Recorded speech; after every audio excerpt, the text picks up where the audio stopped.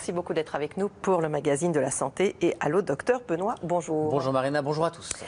Si vous voulez tout savoir des abdominaux, exactement quels muscles cela comporte, à quoi ça sert. Il y a beaucoup de muscles. Oui, il y en a beaucoup, c'est pour ça, on le verra, à quoi ça sert qu'ils soient bien fermes et musclés. On verra aussi comment on les renforce. Tout ça, évidemment, avec des démonstrations en plateau. Bon, pas de Benoît parce qu'il a des abdos en béton, donc ça ne sert plus à rien, on ne peut pas les muscler. Bon, enfin bref, si vous voulez tout savoir des abdos, soyez là à 14h30 avec nous, puisque Allô Docteur va y être consacré. Mais avant, Benoît, on aura un dossier. Oui, un dossier consacré au saturnisme. C'est une maladie liée à l'intoxication au plomb. Ça touche souvent des enfants qui logent dans des appartements insalubres. Vous verrez, on vous expliquera comment l'intoxication agit sur le corps. Lola et Sabrina s'amusent avant d'aller dormir. Ces deux sœurs ignorent qu'elles sont malades, empoisonnées par les murs de leur chambre. Les escaliers sont pas terribles. Là, il y a de la peinture quand même qui est bien écaillée. Cette infirmière de l'hôpital Nord de Marseille fait des visites chez les enfants atteints de saturnisme. Dans les chroniques, il y aura les livres de Gérard Collard, la nutrition avec Catherine Sarfati-Lacronière. On vous dira tout des nouvelles huiles et vous aurez même en images dans le carnet de santé des recettes à base d'une huile très tendance, l'huile de coco. Ça sent comme à la plage? Un petit peu. Je suis pas sûr que je vais aimer. On verra. Et puis, dernier épisode de notre série In Vivo auprès des patients âgés qui souffrent de douleurs liées aux muscles ou aux tendons qui se rétractent. Vous verrez que là, l'équipe de l'hôpital se rend dans les maisons de retraite pour donner des conseils pour mieux identifier les douleurs de ces patients. On commence avec le dossier.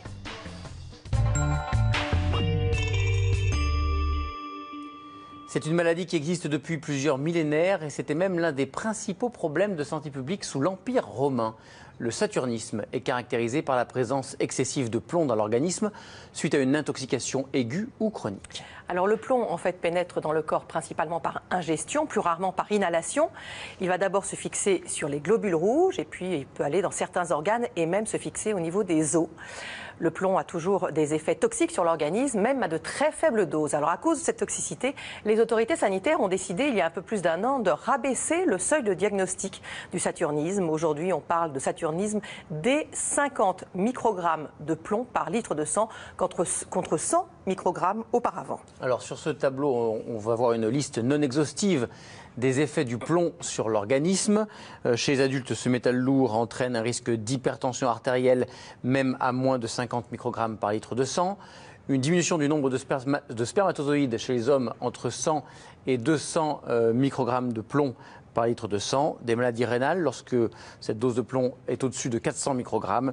Et même un risque d'encéphalopathie sévère et des décès au-dessus de 2000 microgrammes. Et chez les enfants, le plomb est encore plus toxique, surtout chez les plus petits, entre 0 et 6 ans. Il peut entraîner des troubles cognitifs, même en dessous de ce seuil de 50 microgrammes, si le plomb reste longtemps dans l'organisme. Retard pubertaire entre 50 et 100 microgrammes, des anémies au-dessus de 700 microgrammes et un risque d'encéphalopathie sévère et de décès comme pour les adultes, mais cette fois-ci dès 1000 microgrammes contre 2000 chez l'adulte. Il est à noter que le plomb traverse la barrière placentaire, donc le fœtus n'est pas protégé. En France métropolitaine, le saturnisme des enfants est essentiellement lié à la dégradation des logements. Il résulte de l'ingestion de particules de peinture anciennes à base de plomb. Elles sont interdites aujourd'hui. Et lorsque l'état d'un logement se dégrade, la peinture s'écaille et les jeunes enfants qui portent facilement tout ce qu'ils trouvent à la bouche eh bien, s'intoxiquent progressivement. Explication de Céline Martel et Marika Julien. Lola et Sabrina s'amusent avant d'aller dormir. Ces deux sœurs ignorent qu'elles sont malades, empoisonnées par les murs de leur chambre. Les escaliers sont pas terribles.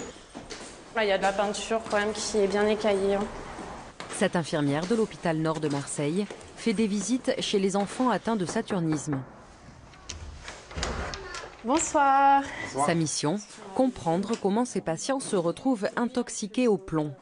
Un métal lourd, néfaste pour l'organisme et que l'on retrouve un peu partout dans cet appartement. Donc là, il avait été mis en évidence qu'il y avait de la peinture au plomb au niveau des garde-corps. Donc il faut faire attention quand les enfants s'en approchent, mettre les mains, regardent un peu par la fenêtre, à bien leur laver les mains. On a des écailles de peinture que les enfants peuvent mettre facilement à la bouche. Il faudrait régulièrement, dès que vous envoyez, prendre un linge humide pour les enlever au lieu d'un balai qui fait de la poussière. ces murs-là. Ces conseils pratiques doivent permettre aux enfants de ne pas continuer à s'intoxiquer. Est-ce que vous saviez que vos enfants pouvaient être intoxiqués à cause du logement? Non, avant mes enfants ils sont bien. Parce que ça fait plus de 3 ans que j'habite ici. Là. Parce qu'avant ils mangeaient bien, il n'y a pas de souci, mais d'un coup ils ne veulent pas manger, ils pleurent beaucoup. Des signes probablement liés au saturnisme. En intégrant l'organisme, le plomb intoxique les cellules du cerveau et cause des troubles neurologiques. Les Bouches-du-Rhône sont particulièrement touchées par cette maladie. Le problème vient le plus souvent de logements indignes, où les enfants risquent de s'intoxiquer. Lorsqu'un cas de saturnisme est identifié, l'Agence régionale de santé mène une enquête pour connaître la source de l'intoxication. Lorsque les propriétaires sont récalcitrants, nous pouvons également décider de la mise en œuvre de travaux d'office. Donc ça, c'est une mesure qui est plus coercitive et que nous pouvons donc activer lorsque c'est nécessaire. Le propriétaire d'un logement où un enfant est exposé au plomb dispose au maximum de 3 mois pour effectuer des travaux. En France, en 1996, près de 85 000 enfants âgés de 1 à 6 ans étaient concernés par une intoxication au plomb. Grâce à différentes mesures comme le remplacement de la canalisation au plomb, la suppression de l'essence au plomb, le contrôle des émissions industrielles ou des politiques sociales, le nombre de cas de saturnisme a quand même diminué. En 2013, près de 430 enfants ont été dépistés avec une plombémie entre 50 et 99 microgrammes et 210 avec plus de 100 microgrammes de plomb par litre de sang dans l'organisme. Le saturnisme est une maladie à déclaration obligatoire, comme vous l'avez entendu dans le reportage. Lorsqu'un cas est identifié, une enquête doit déterminer la source de l'intoxication. S'il s'agit du logement, le préfet demande au propriétaire d'effectuer les travaux. Oui, en parallèle, évidemment, l'enfant doit être pris en charge. À Marseille, une consultation spécifique santé et environnement s'occupe de ces enfants touchés par le saturnisme. Vous voyez ce reportage de Marika Julien, Christian Gallet et Thierry Oden. Bonjour. Mila a 15 mois. Il y a quelques semaines, cette petite fille avait une plombémie supérieure à 100 microgrammes par litre de sang. Comme souvent dans le cas du saturnisme, le diagnostic a été fait par un médecin qui connaît bien le quartier où vit cette famille. C'est moi qui m'occupe des cas de saturnisme. C'est le médecin de la PMI, quand je l'ai vu, qui a regardé tout de suite mon dossier en me disant « mais vous habitez cette rue-là, elle est connue pour être une des plus touchées par ça dans tout Marseille. » Sur le moment, ça fait un peu peur.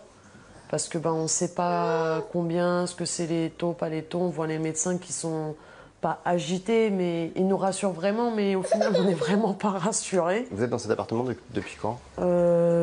J'ai fait ma grossesse dans cet appartement. D'accord. Le pédiatre procède à un examen classique.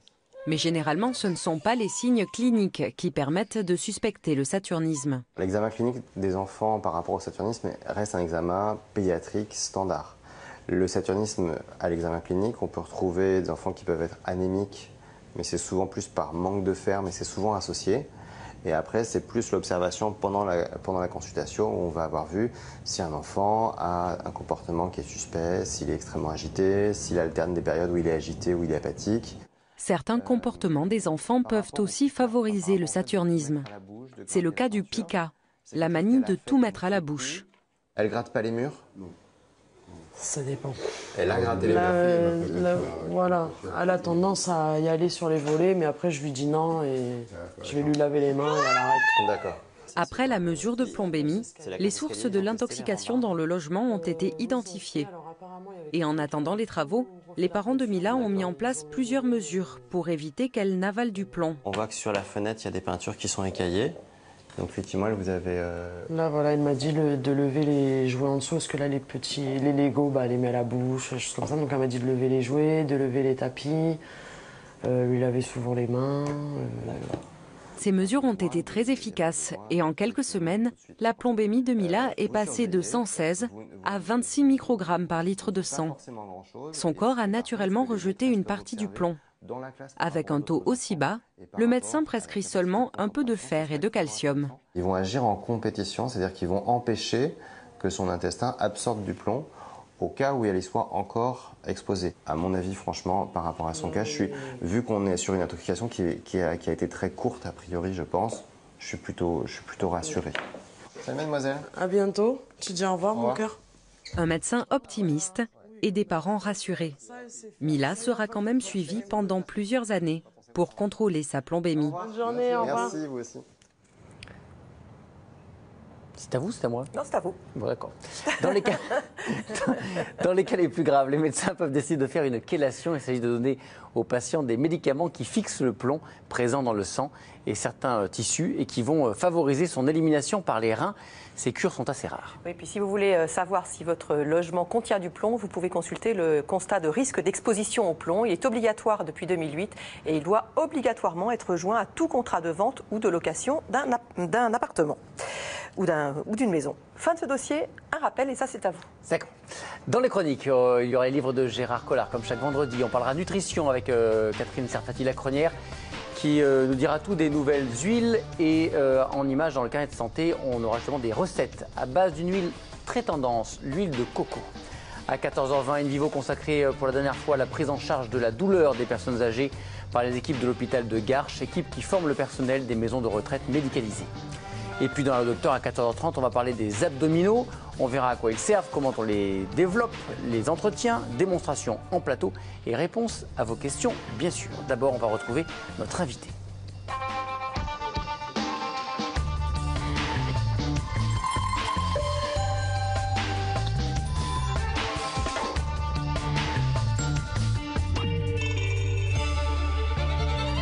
Lundi prochain, 19 septembre, aux Invalides, François Hollande va présider un hommage solennel et national à toutes les victimes du terrorisme. Avec nous, Juliette Méadel. Bonjour. Bonjour. Vous êtes depuis le 12 février 2016 auprès du Premier ministre, secrétaire d'État chargé de l'aide aux victimes. Avant de parler des missions qui vous ont été confiées, un mot sur cet hommage. Pourquoi cet hommage national et pourquoi cette date ? La date du 19 septembre correspond à un attentat qui avait eu lieu en 1989 contre un avion, le DC-10 de la compagnie UTA, qui avait explosé au-dessus de la Libye. Et chaque année, depuis cette date-là, les associations de victimes et d'aide aux victimes organisent un hommage. Cette année, c'est la première fois que François Hollande, président de la République, est invité à venir y prononcer un discours en l'honneur et en hommage à toutes les victimes des attentats. Il faut bien voir qu'entre le 19 septembre de l'année dernière et le 19 septembre de cette année, c'est 229 victimes d'attentats terroristes qui sont françaises ou qui sont étrangères, mais qui sont décédées en France. Et c'était donc l'objectif principal, et c'est pour ça que les associations de victimes ont invité le président de la République, c'était de leur rendre un hommage. Vous savez, quand on vit ces attentats-là, on en est tous témoins et pour certains victimes, on voit bien que ce qui est visé par les terroristes, ce sont nos principes républicains. Et c'est au nom de ce que la République doit aux victimes en termes de reconnaissance que le président de la République interviendra. Et je crois que c'est une absolue nécessité, car ça fait aussi partie de la reconstruction des victimes que de leur rendre hommage et que la nation leur rende cet hommage. Alors en quoi consiste le rôle d'un secrétaire d'État chargé de l'aide aux victimes? Pas seulement des hommages, j'imagine. Non, pas seulement des hommages. Des hommages, c'est important, mais pas seulement des hommages. En réalité, c'est la première fois que la France se dote d'un secrétaire d'État chargé de l'aide aux victimes placé auprès du Premier ministre. Ce qui est nouveau, c'est que cette position-là me permet d'être le trait d'union entre tous les ministères qui travaillent déjà à l'aide aux victimes, mais qui, avant le secrétariat d'État, travaillaient un peu chacun dans leur coin, sans continuité. On précise que c'est toutes les victimes, pas seulement les victimes du terrorisme. Vous avez tout à fait raison de le préciser. Toutes les victimes, c'est-à-dire d'accidents collectifs, d'accidents également sanitaires, et il y en a, d'accidents également de la route, ou même d'incendies, ou encore d'inondations. J'ai été en Île-de-France il y a quelques mois, lorsque nous avons connu des inondations. Il y a un point commun, c'est que certes, chaque victime est unique, chaque drame est unique, mais dans la réponse des services publics, il y a un point commun qui est l'accompagnement, la protection, la prise en compte de la souffrance, avec cette idée que les pouvoirs publics doivent aider à la reconstruction, si c'est possible, mais surtout à l'autonomisation de ces victimes. Franchement, parfois, il y a des dysfonctionnements. On a reçu cette semaine Georges Saline, qui a perdu sa fille Lola dans le massacre du Bataclan, qui préside l'association 13 novembre Fraternité et Vérité, et qui nous avait raconté qu'il a été très choqué par le temps qu'il a fallu pour qu'on lui annonce la mort de sa fille, 18 heures. Est-ce que ça aussi, ça fait partie de notre mission d'essayer de gérer ces dysfonctionnements? Nous avons évidemment tenté de tirer les leçons de ce qui s'était passé en novembre, et ce que décrit Georges Saline est évidemment poignant et révoltant. Bon, mais il faut aussi comprendre comment ça se passe, c'est-à-dire que l'identification des corps, c'est un processus qui est long et c'est un processus qui doit être scientifique. On ne peut pas prendre le risque d'annoncer à quelqu'un la mort d'un proche sans en être absolument certain. Et pour en être absolument certain, eh bien, il faut laisser à la police scientifique le temps de l'identification. C'est le prix de la vérité. Et je crois que ne pas prendre ce temps-là serait cruel. Alors, ce que nous avons fait depuis, c'est augmenter les moyens des instituts médico-légaux, c'est faire en sorte que 7 jours sur 7, ces instituts soient ouverts. Et à Nice, puisque c'était le dernier terrain où j'étais, faire en sorte qu'il y ait une identification accompagnée. Autrement dit, que vous ne soyez pas laissés seuls lorsqu'on vous annonce un drame d'une telle nature. Qu'il y ait des psychiatres, des psychologues, des aidants auprès de vous pour vous accompagner dans ce moment douloureux, car c'est souvent au moment de l'annonce de la mort d'un proche que se créent les traumatismes les plus graves si des précautions ne sont pas prises dans la façon dont on annonce ce drame. Alors vous évoquiez Nice et donc c'est l'attentat du 14 juillet dernier. Il s'est posé avec plus d'acuité encore que pour les attentats précédents une question à Nice, c'est qui est victime, en dehors des gens qui ont été tués, blessés. Il y a la question de tous ceux qui étaient autour, qui ont un préjudice psychologique et leur difficulté à faire reconnaître ce préjudice psychologique. Comment est-ce qu'on va les aider, ces gens-là ? Ce que nous avons mis en place avec la ministre de la Santé, Marisol Touraine, c'est déjà la possibilité pour toute personne qui était à Nice, qui a été traumatisée par ce qu'elle a vu, d'aller dans l'un des hôpitaux de la région auprès des cellules d'urgence psychiatrique ou auprès des psychiatres en indiquant, voilà, j'ai été témoin, je ne dors plus la nuit, je ne vis plus, je me sens très mal, aidez-moi. Et à ce moment-là, il y a une prise en charge automatique et gratuite. 10 séances, c'est ça, une dizaine de séances ? Alors ça, c'est autre chose. Pardon. Les dizaines de séances que vous évoquez, qui ont été annoncées hier, ça, c'est ce qui vous permet d'aller dans un cabinet en médecine de ville. C'est en plus. Mais tout de suite, si par exemple, et ça arrive, vous avez été victime de la scène, vous avez été témoin de la scène, et puis 3 mois plus tard, vous vous rendez compte que vous ne dormez plus la nuit. Allez tout de suite à l'hôpital. Il y a des cellules qui sont spécialisées, il y a des psychiatres qui ont été informés et qui vous prendront en charge tout de suite. Et puis ensuite, il y a aussi la possibilité d'aller en médecine de ville, donc en médecine libérale, pour aller voir des psychiatres avec ces 10 séances à 50 € qui ont été annoncées hier comme étant offertes à ceux qui le souhaitent. Et qui seront financées sur le fonds de garantie ? Non, alors ce sont des séances qui sont financées par la sécurité sociale. Et vous voyez, ça c'est prise en charge médicale immédiate. Ensuite, le fonds de garantie, c'est autre chose. Le fonds de garantie vient vous indemniser de votre préjudice. C'est un préjudice corporel, c'est un préjudice évidemment psychologique. C'est aussi le préjudice pour les proches. Vous avez perdu un enfant. Le fonds de garantie vous indemnise aussi pour cela. Il y a aujourd'hui près de 1100 dossiers qui ont été déposés, de demandes d'indemnisation qui ont été déposés devant le fonds de garantie. Et le fonds de garantie a déjà versé 5 millions d'euros. Donc, vous voyez qu'il y a une réactivité plus grande et c'est à cela que nous travaillons avec mon équipe. C'est faire en sorte que sur toute la chaîne de prise en compte de la souffrance des victimes et de la défense de leurs droits, l'autorité publique soit là, que la puissance publique soit présente pour faciliter la vie des victimes.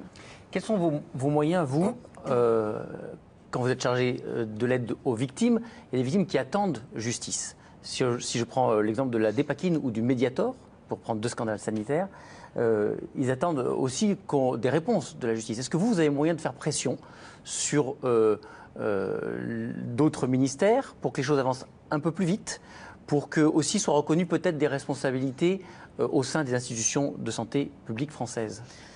Moi, j'ai reçu hier la présidente de l'association pour la dépakine. D'abord, je veux dire ici que ce qui est décrit, et moi, mon travail, c'est de défendre les droits des victimes. Ce qu'elle décrit comme étant et de sa souffrance à elle et à tous ses adhérents, avec des enfants qui sont concernés par ce scandale, doit donner lieu à une prise en charge par les pouvoirs publics pour leur faciliter autant que faire se peut la vie. Ensuite, oui, nous agissons pour accélérer, améliorer le travail dans chaque ministère, évidemment, en pleine coordination. Mais l'autorité judiciaire, comme vous le savez, heureusement, l'autorité judiciaire est indépendante et la justice rendra la vérité sur la responsabilité dans ce sujet-là. Moi, ce qui m'intéresse, c'est l'indemnisation également. C'est-à-dire qu'il faut que les victimes puissent être indemnisées. Le préjudice qu'elles subissent, les proches de ces enfants qui aujourd'hui développent des troubles proches de l'autisme parce que leur mère enceinte a pris de la dépakine, ce préjudice-là est un préjudice qui va durer longtemps. Donc, au-delà de la souffrance qu'il faut prendre en charge avec des médecins, il y a aussi cette question de l'indemnisation. Et ce fonds d'indemnisation qui sera lancé doit aussi permettre à chaque acteur, à tous les acteurs de la chaîne, et notamment les laboratoires pharmaceutiques, de contribuer à la réparation de ce qui s'est passé. Encore un mot sur la campagne « Adoptons les comportements qui sauvent », nommée Grande Cause nationale 2016 que vous venez de lancer. Vous êtes aussi sur le front de la prévention ? C'est indispensable, la prévention. On s'aperçoit qu'aujourd'hui, si on formait un Français dans chaque famille aux gestes qui sauvent, on réussirait à éviter la mort de 10 000 personnes par an. Aujourd'hui, moins d'un Français sur 10 est formé. Et oui, donc c'est pas assez. Alors le ministère de l'Intérieur, avec lequel j'ai lancé cette grande campagne qui a eu lieu hier sur les gestes qui sauvent, la ministre de l'Éducation nationale l'a fait pour les élèves de 3e. Aujourd'hui, il faut accélérer le niveau. Il y a 80 000 personnes formées, il faut aller beaucoup plus loin. Et moi, je plaide pour qu'on réfléchisse à instaurer peut-être une obligation dans la fonction publique, à discuter avec les partenaires sociaux pour voir comment dans le privé, on peut aussi en faire un module de la formation professionnelle. Parce que j'ai fait moi-même cette formation, apprendre à faire un massage cardiaque, apprendre à poser un garrot, c'est quelques gestes qui peuvent permettre en quelques minutes d'attendre l'arrivée des secours et de sauver des vies. Merci beaucoup. Merci à vous. Il y a un site évidemment qu'on peut consulter pour l'aide aux victimes. On vous mettra ça sur allodocteur.fr. Tout à l'heure à 14h30, Allo Docteur, on va parler des abdominaux. On verra comment on peut les entretenir chez soi par de simples mouvements en effectuant certains sports et parfois aussi grâce à des séances de kiné. Élodie a accouché par césarienne il y a 3 mois. Résultat de cet heureux événement, un joli bébé qu'elle emmène partout et un petit ventre dont elle aimerait vraiment se débarrasser. Après l'accouchement, j'ai remarqué que mon ventre était beaucoup plus enflé, qu'il était plus flasque également. On se met sur le dos. Élodie effectue donc des séances de rééducation abdominale. 2 conditions sont requises, une bonne tonicité du périnée et le rapprochement des muscles grands droits qui se sont écartés au fil de la grossesse. Et on accueille maintenant nos chroniqueurs. Comme d'habitude, Gérard a déménagé sa librairie. Mais je suis tout petit, la table est très haute et elle est très grande. Alors maintenant, pour moi, c'est compliqué. On n'a pas bougé. Ah si, allez, attendez. Non, oui, mais pas en hauteur. Bah, attends. Bonjour Gérard. Enfin bon, je vais aller. Bonjour Gérard. Bonjour, ça va? Oui, on va commencer. Donc, vous avez le temps de ranger votre chambre parce qu'on va commencer avec Catherine Sarfati, la cronière. Bonjour Catherine. Bonjour Marina, bonjour Benoît. Alors, on connaît bien sûr les bénéfices nutritionnels de l'huile d'olive. On en parle, pilier du régime méditerranéen, intérêt dans la prévention cardiovasculaire, des huiles de colza, des huiles de noix qui sont riches en oméga 3, tout ça, on le sait très bien. On connaît beaucoup moins, en revanche, les huiles de coco, de chanvre, de cameline ou de krill. Vous allez nous en parler, on va voir si ça a une place ou pas dans l'équilibre alimentaire. Déjà, on va quand même rappeler un petit peu les huiles, en général. Alors une huile, déjà, c'est 100% de lipides, c'est-à-dire de matière grasse. Et il y a une idée reçue qui fait penser à certains que le beurre est plus calorique que l'huile. En fait, non. C'est à peu près la même chose. Ce qui distingue en fait ces huiles entre elles, c'est leur composition en acides gras. Comme elles sont d'origine végétale, ces acides gras ont une forme chimique. On les appelle les acides gras insaturés. Et parmi ces acides gras, il y a les 2 familles essentielles, les oméga 6 et les oméga 3. Essentiels, ça veut dire indispensables à la vie, donc il faut les fournir par l'alimentation et c'est pour ça qu'il faut varier les huiles. Alors, on va revenir sur ces différentes catégories d'acides gras. Est-ce la raison pour laquelle l'huile d'olive est incontournable? Alors l'huile d'olive, c'est la pierre angulaire du régime crétois, dit aussi régime méditerranéen. Et à juste titre, pourquoi? Bien parce qu'elle a des acides gras monoinsaturés qui ont fait leur preuve dans la prévention cardiovasculaire, mais également des antioxydants, des tocophérols, dont la vitamine E, des polyphénols. Et c'est cette association qui est très intéressante dans la prévention cardiovasculaire. Mais il n'y a pas que les monoinsaturés dans la vie, puisqu'il y a donc les fameux... Non, il n'y a pas que ça dans la vie. Non, il n'y a pas que ça dans la vie. Il y a d'autres choses dans la vie. Il y a les oméga 3 et les oméga 6. Et il faut là rétablir un déséquilibre. Notre alimentation aujourd'hui, elle est trop riche en oméga 6. Et les oméga 6, ce sont des agrégants plaquettaires. Et ça, ce n'est pas bon pour la prévention cardiovasculaire. Donc, il faut qu'on mange plus d'oméga 3. Et il y en a dans l'huile de colza et de lin, qu'on connaît bien. Il y en a aussi dans l'huile de caméline et dans l'huile de chanvre. Ça veut dire quoi, agrégants plaquettaires? Pardon, mais... Oui, d'accord. Ça fait des petits caillots dans les artères. C'est des plaquettes qui s'agrègent. Du sang qui s'agrège. Mais non, mais c'est pas... Ça bouche. On ne parle pas de vous, Gérard. Pas tout le temps, enfin... Mais non, vous êtes plein d'agrégants plaquettaires, vous. Donc, vous avez cité l'huile de cameline et l'huile de chanvre. Quesaco. Alors, vous savez que j'aime bien raconter les histoires, donc je vais vous raconter l'histoire de l'huile de caméline qui existe depuis plusieurs centaines d'années en Allemagne. Et étonnamment, elle vient d'une plante qui fait partie de la famille des crucifères. Les crucifères, ce sont les brocolis et les choux. Donc, elle a une petite odeur de chou qu'on aime ou qu'on n'aime pas, mais qui va aller très bien avec vos salades ou encore plus avec vos champignons. Cette huile de caméline vient d'une plante qu'on appelle le lin bâtard ou le sésame d'Allemagne. Elle a des oméga 3, on en a parlé, mais elle a aussi de la vitamine E et des stérols. Et les stérols sont importants pour l'équilibre du cholestérol. Maintenant, c'est une huile qui est très fragile, donc il faut faire attention, la protéger de l'air, de la lumière, la mettre au frigidaire le plus souvent. Et donc, en tout cas, pas cuire, ne pas la faire cuire, mais encore moins la faire frire. Voilà. Et ça coûte cher? Oui, parce qu'en fait, ce sont des huiles qui souvent sont bio et qui sont assez chères. La suite de mon histoire se fait en Chine. Oui, continuez. Voilà, oui, allons en Chine avec l'huile de chanvre. Voilà, on part 3000 ans avant notre ère en Chine avec l'huile de chanvre qui est connue pour ses vertus. Alors le chanvre, c'est également la même plante que ce qui donne la marijuana, avec dans cette huile la même molécule, le THC, le tétrahydrocannabinol. Mais je vous rassure, cette molécule c'est un taux extrêmement faible et ce n'est pas du tout actif. Donc la vinaigrette hallucinogène, ça n'est pas pour demain. D'accord. Par contre, ce qu'elle amène, notre huile de chanvre, c'est un excellent équilibre. Oméga 6, oméga 3, 3 pour 1. On est proche de la perfection. Et là encore, des oméga 3 certes, mais de la vitamine E et des stérols. Là aussi, on fait attention, on ne la fait pas cuire et on la met au frigidaire. Et nous continuons avec l'huile de coco. Oui. Alors ça m'intrigue beaucoup. Pendant longtemps, c'était non, l'huile de coco, parce qu'il y avait trop d'acides gras saturés, et non pas monoinsaturés, parce qu'il n'y a pas que monoinsaturés dans la vie, je vous rappelle. Saturé, c'est tout ce qui fige dans l'assiette, en fait. C'est facile de s'en souvenir. Et ça revient en force. Pourquoi ça revient en force? Alors, pourquoi tout d'un coup, c'est une huile, bon? Voilà, on la voit partout en ce moment, surtout dans les magazines où on parle d'elle pour ses vertus cosmétiques. En fait, comme vous le disiez, elle a 92% d'acides gras saturés. Et dans les années 80-90, on n'aimait pas les acides gras saturés parce qu'un excès de leur consommation est en rapport avec les problèmes cardiovasculaires. Et puis, on a regardé de plus près, on a regardé que ces acides gras gentiment appelés acides lauriques et myristiques, qu'on trouve d'ailleurs dans le lait maternel, donc a priori c'est plutôt bénéfique, ils ont une forme différente. Ce sont ce qu'on appelle des triglycérides à chaîne courte. Ils sont métabolisés différemment par le corps, par le foie. Ils seront même bénéfiques pour l'équilibre bon cholestérol sur mauvais cholestérol. Donc, voilà. Donc, c'est pour ça qu'il revient. Situation incroyable. Exactement. C'est une chose dans la vie. Mais on ne va pas uniquement utiliser l'huile de coco, puisqu'il nous faut quand même nos oméga 3 et nos oméga 6. Mais par contre, on fait beaucoup de recettes avec ça. Et bien justement, ça tombe très bien. On va vous proposer 2 idées de recettes qu'a bien voulu partager avec nous le chef Angèle Ferremect. C'est Gertlia, Timothée de Rex et Eliane Lassibille qui sont allés la rencontrer.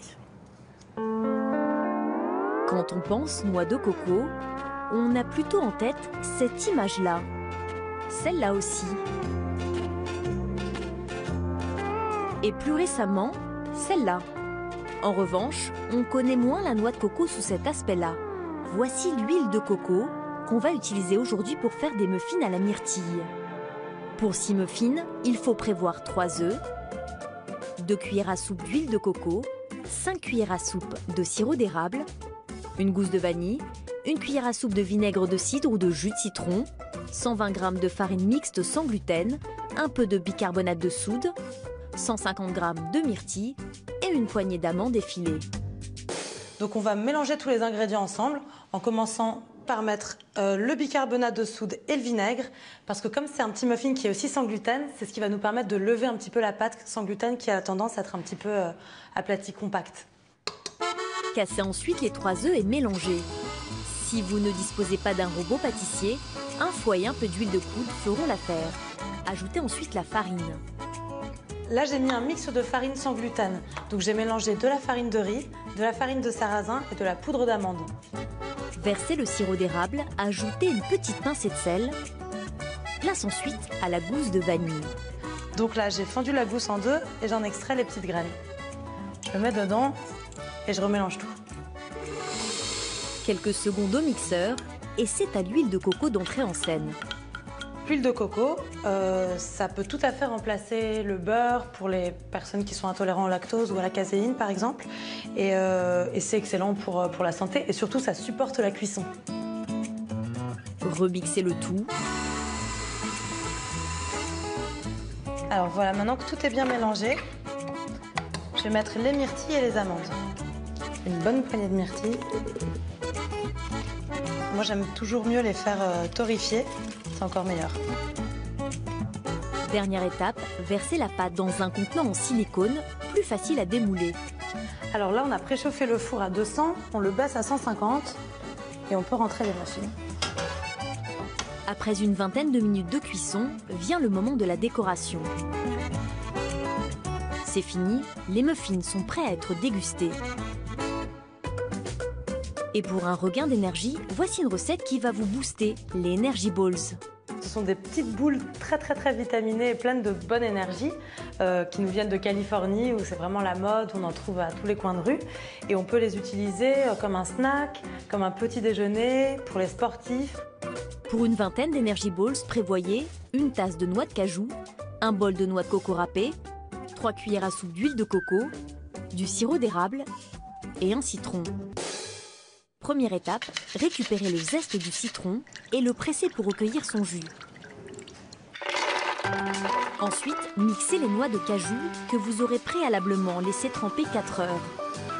Donc là c'est bon, j'ai une sorte de poudre un peu concassée. Je ne veux pas mixer trop longtemps parce que sinon ça deviendrait une pâte et comme une purée. Donc là ça suffit. Aux noix de cajou, rajoutez le zeste, le jus de citron et le sirop d'érable.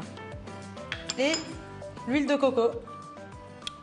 L'avantage de l'huile de coco, c'est qu'elle fige. Donc là, je vais pouvoir faire mes petites formes, mes petites boules. Un dernier mélange à la cuillère. Là, ça a la bonne consistance. C'est comme une pâte à gâteau crue, en fait. C'est assez crémeux, mou, mais ça se tient quand même. Enrobez les Energy Balls dans de la noix de coco. Vous pouvez aussi bien utiliser des graines de sésame ou de chia. Un passage de 15 minutes au réfrigérateur est nécessaire avant la dégustation. Bah, on sent la coco, mais c'est très bon, c'est fondant et d'ailleurs ça me donne énormément d'énergie. Comme tout ce qui est bon. Hein. Ouais. Un mot encore sur cette huile de coco. Oui, alors justement, comme on le voyait au moment du reportage, elle est solide jusqu'à 23 degrés. Donc c'est comme ça qu'on peut savoir ce qu'il fait comme température dans le plateau, puisque vous voyez ici qu'elle est moitié solide et moitié liquide. Ah, oui. D'accord. C'est une huile. C'est une huile qui est extrêmement stable. On peut la garder 2 ans, on peut la cuire et ça c'est grâce à sa composition en acide gras saturé. Alors, d'autres huiles moins connues maintenant. Oui, l'huile de krill, on en parlait tout à l'heure. En fait, elle vient d'une petite crevette translucide qui vit en Atlantique Nord, d'où on va extraire une huile qui est riche en oméga 3 et qui comprend surtout un antioxydant qui s'appelle l'astaxanthine, qui protège les oméga 3 qui sont donc très fragiles, mais également la paroi des membranes. En plus, elle est anti-inflammatoire. Ça va faire une vinaigrette au poisson, chouette alors. C'est pas mal. Et puis la vinaigrette hallucinogène, l'huile d'argan, bien connue, mais qu'on rappelle, on la cultive rare, précieuse et chère. Pourquoi? On la cultive au sud-ouest du Maroc et il faut 6 à 7 arganiers, les arbres, qui contiennent chacun 6 à 8 kilos d'amandon pour faire 1 litre d'huile. C'est pour ça que c'est si précieux. Moi, je pensais que c'était que cosmétique, l'huile d'argan. Alors justement, il y a 2 utilisations en fonction qu'on puisse la torréfier, on puisse torréfier ces amandons ou non. Quand ils sont torréfiés, on en fait une huile alimentaire que vous allez venir goûter puisqu'en fait, elle a un petit goût fruité et de noisettes grillées. La voilà. Ça, c'est donc une huile torréfiée. Quand elle n'est pas torréfiée, ça donne une huile qu'on peut utiliser pour lutter contre l'irritation de la peau. Bon. Voilà. Restaurer le fil alimentaire. J'en reprends un peu même. Je ne sais pas si c'est très sérieux parce que vous avez les autres à goûter. Alors ici, vous avez l'huile également au goût de noisette, plus verte. C'est le chanvre. Je ne sais pas si vous voyez bien la différence de couleur, c'est incroyable. C'est très joli en plus, hein, vraiment. Alors ça, c'est l'huile de chanvre. Donc là, c'est un goût de noisette. Et puis... Ah oui. Pas mal. Et la dernière? La vraie différence. Pour l'instant, je préfère l'argan. On finit sur le chou. Ah oui, c'est vrai. Je ne sais pas si c'est la meilleure chose. C'est les amis allemands qui ont inventé exactement, la caméline. Caméline. Voilà. C'est le chou qui va avec les champignons et la salade. Alors, ça a vraiment un petit goût de chou. C'est étonnant. Je mettrai mon nez dedans, mais après le café, j'ai pas très envie de goûter là. Les trois sont très bonnes. Oui, ça change. Très donc, agréable. si vous ne goûtez pas, je vous donne l'huile de coco pour votre valise lors de votre prochain séjour au soleil, parce que cette huile de coco sur la peau, elle peut lutter contre les irritations, c'est-à-dire après les coups de soleil. Merci beaucoup. Vous serez à croquer. Merci. Oh, pas qu'il y a de quoi croquer. Hein. Alors.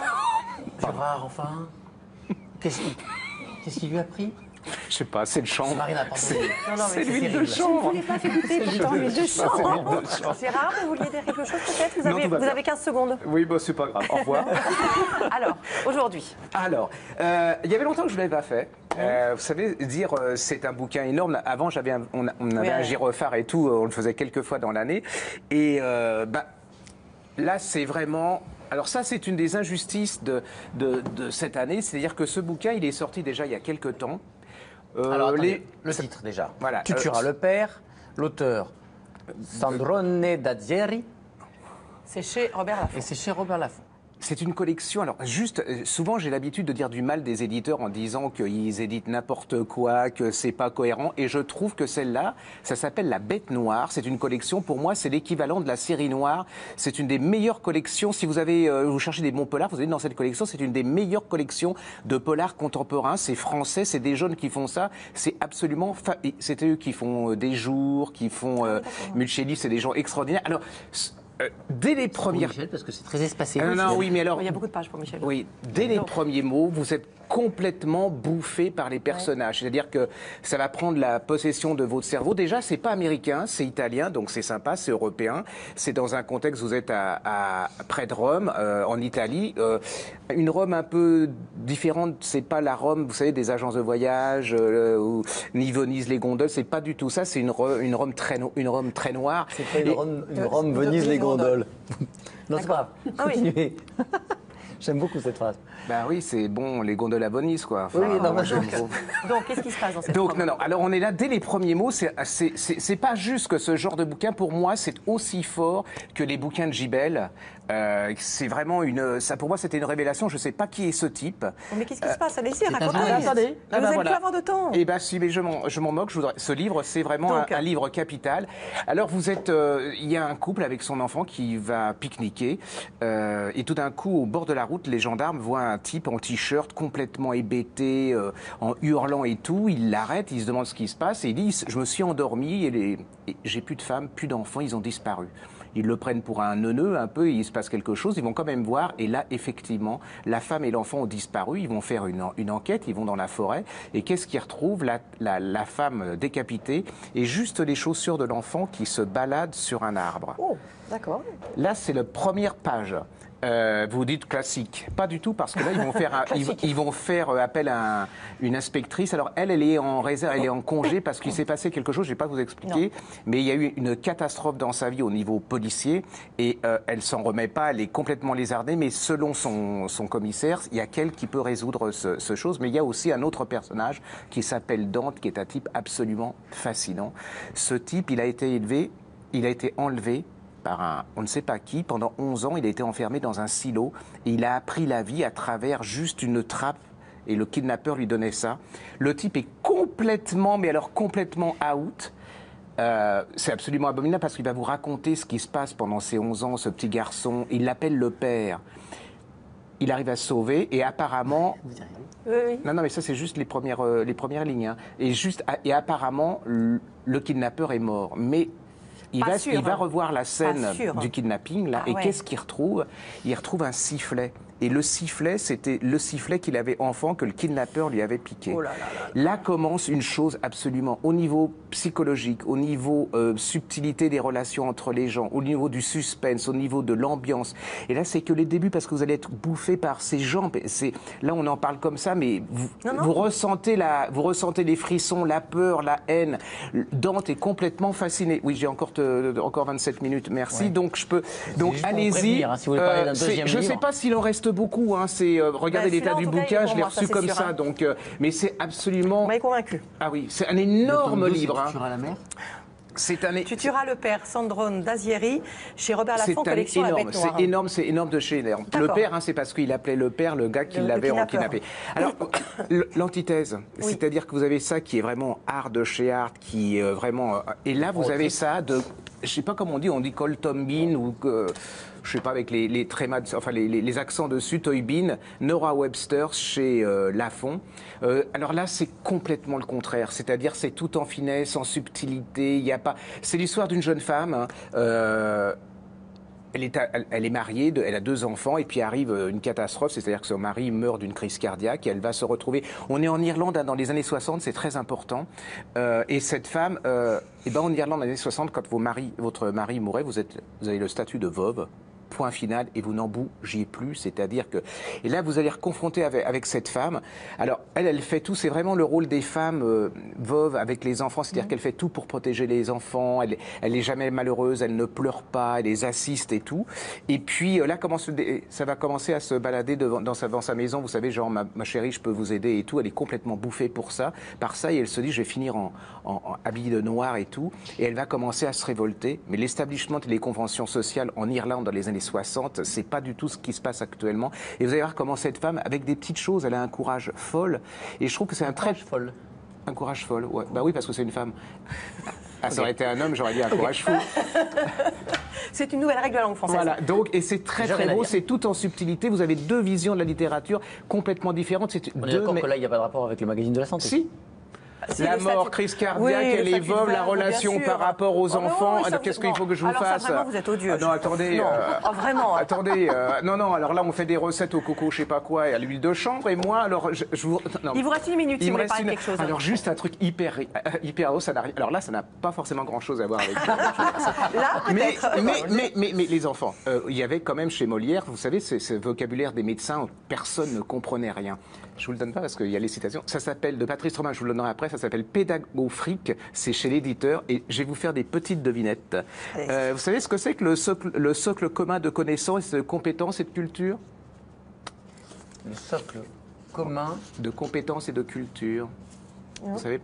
Eh bien, c'est le b.a.-ba pour la pédagogie, pour les gens du ministère de l'Éducation nationale. Et alors, j'ai encore mieux. Qu'est-ce que c'est de la motricité graphique plasticienne fine? Je répète, motricité graphique plasticienne fine, c'est un coloriage.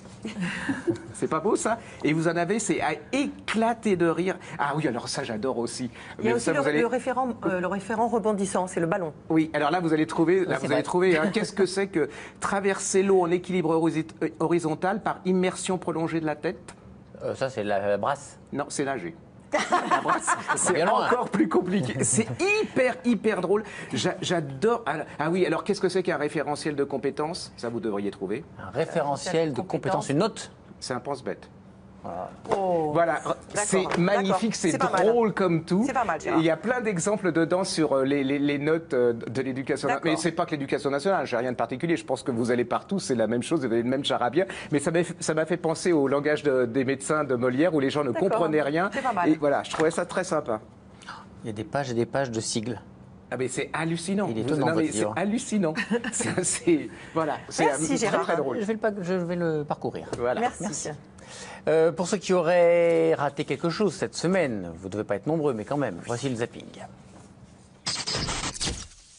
Je te tiens, tu me tiens par la barbichette. Mais tu vois bien, ça marche pas. Il faut pas baisser les bras. Viens, on essaie encore. Du premier bain à la compétition, à force de ténacité, Théo franchit tous les obstacles. À 16 ans, il s'est qualifié pour les Jeux paralympiques de Rio en 200 mètres nage libre, sa spécialité. Quand on est paraplégique ou tétraplégique, généralement la vessie ne fonctionne plus, car c'est la moelle épinière qui la contrôle. Alors 5 fois par jour, je me glisse un tuyau dans la zigounette. Pendant la bataille, près de 60 millions d'obus ont été tirés à Verdun. Selon les estimations, 15 à 20% de ces engins n'ont pas explosé. C'est pas parce qu'elles n'ont pas fonctionné à cette époque-là qu'aujourd'hui ça fonctionnerait pas. Avril 2013, les États-Unis sont attaqués. L'agent terroriste en cause est une toxine 6000 fois plus virulente que le cyanure, la ricine. Des traces de ce poison ont été détectées dans des lettres adressées au plus haut niveau de l'État.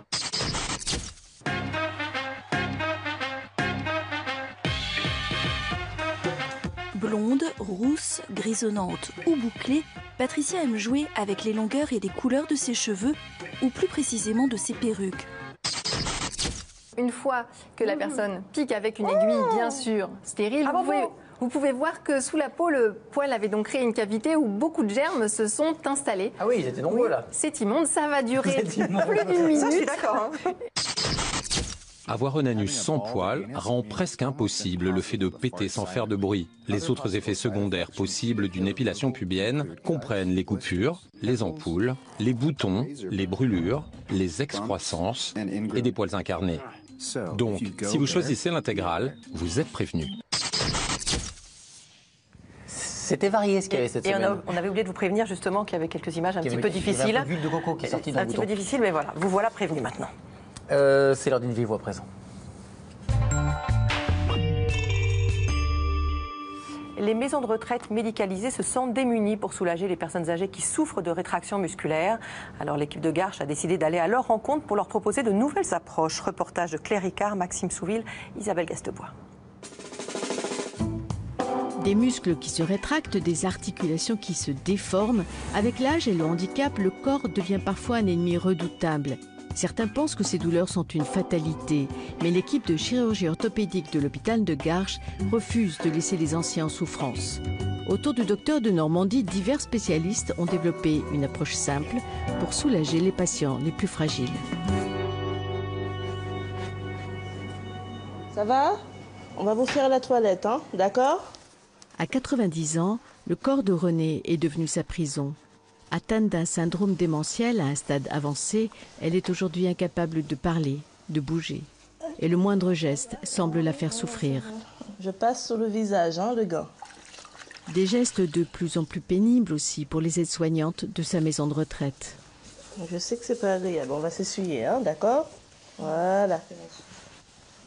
Elle communique pas, elle parle pas, donc par rapport au son qu'elle fait, on a l'impression qu'elle souffre. On essaie de faire en douceur, de la retourner en douceur, de faire des gestes avec douceur pour qu'elle puisse pas sentir la douleur. Voilà, on descend dans le fauteuil tout doucement. Les muscles de ses jambes sont très rétractés. La position assise aussi fait souffrir la vieille dame, mais les équipes ne veulent pas renoncer. René, on va essayer de trouver la meilleure position pour pas que vous ayez mal. Vous venez dans mes bras, René? Voilà. Voilà, tout doucement. Voilà. Les maisons de retraite médicalisées se sentent très démunies face à la douleur de ces patients âgés. C'est pourquoi l'équipe de Garches a décidé de prendre son bâton de pèlerin pour leur proposer des solutions. Ce qui est fondamental maintenant, c'est qu'on apporte de l'information au grand public et au monde médical. Les techniques de prise en charge médicale et chirurgicale de la personne âgée sont en vraie révolution. De nouvelles techniques thérapeutiques, de nouvelles techniques chirurgicales, de nouvelles techniques adaptatives qui permettent d'améliorer le quotidien de personnes âgées pour lesquelles les médecins gériatres ou coordinateurs d'EHPAD se disent en grande difficulté et sans aucune possibilité thérapeutique une fois sur deux.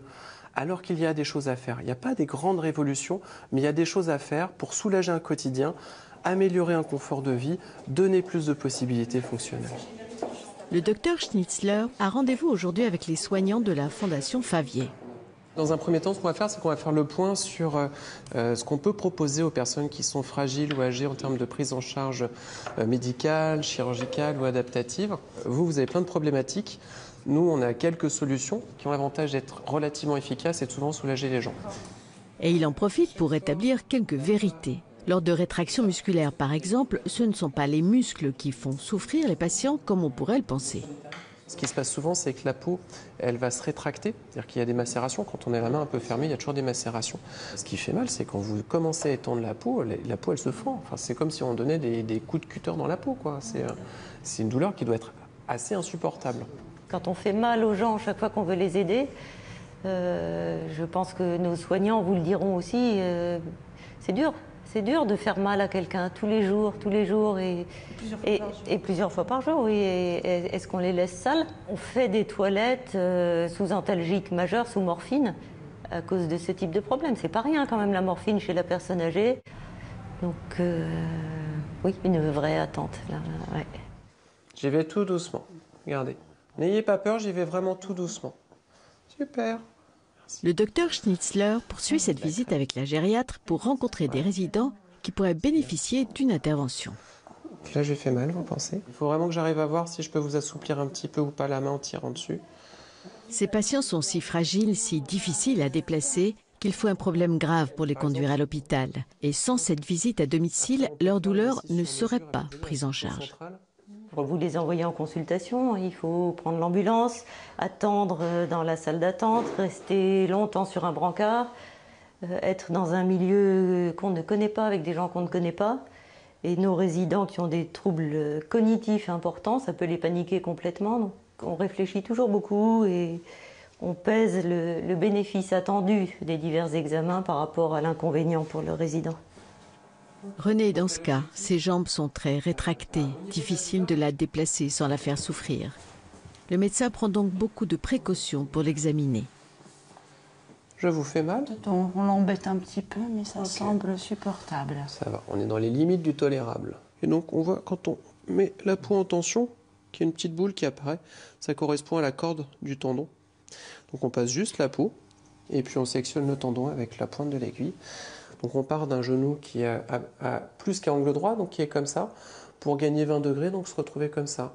Et entre là où on ne peut pas installer les gens et là où ils sont parfaitement confortables, c'est un geste qui dure 10 minutes. Un geste simple pour soulager le patient et lui permettre de vivre paisiblement ces dernières années. Quand vous avez une main déformée ou un bras déformé, une jambe déformée, ça fait horriblement mal. Quand vous avez mal, vous avez toute votre énergie consacrée à la douleur. Et vous ne consacrez plus votre énergie soit à parler et à communiquer, soit à faire des activités. Et on s'est rendu compte que lever les douleurs redonnait souvent, à notre grande surprise, des capacités, ou en tout cas permettait aux gens d'exprimer les capacités. S'ils avaient le pied de travers et qu'ils ne pouvaient plus faire leur toilette debout, ils peuvent avoir le pied maintenant droit pour faire leur toilette debout. S'ils avaient les jambes complètement fermées, on ne pouvait plus leur faire leur toilette intime, on peut refaire la toilette intime sans faire mal. Je pourrais vous citer plein d'exemples de la vraie vie.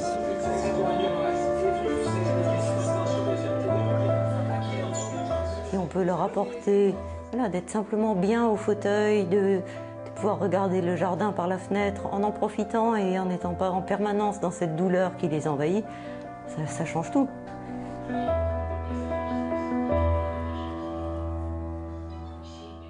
Et la semaine prochaine, pour In Vivo, nous serons au Soudan du Sud pour suivre le travail des équipes de Médecins sans frontières dans l'un des immenses camps de réfugiés de ce pays encore et toujours en guerre.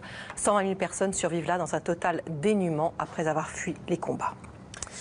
Un appel à témoins à cause d'un champignon, d'un médicament ou d'un produit ménager. Vous avez été ou votre enfant a été victime d'une intoxication. Vous avez appelé un centre antipoison. Vous avez été hospitalisé. Votre témoignage nous intéresse pour un reportage. Merci de nous contacter au 01 58 88 85 21. Et vous ne bougez pas, dans quelques instants, on va s'intéresser à vos abdominaux. Ce sera le docteur. À tout de suite.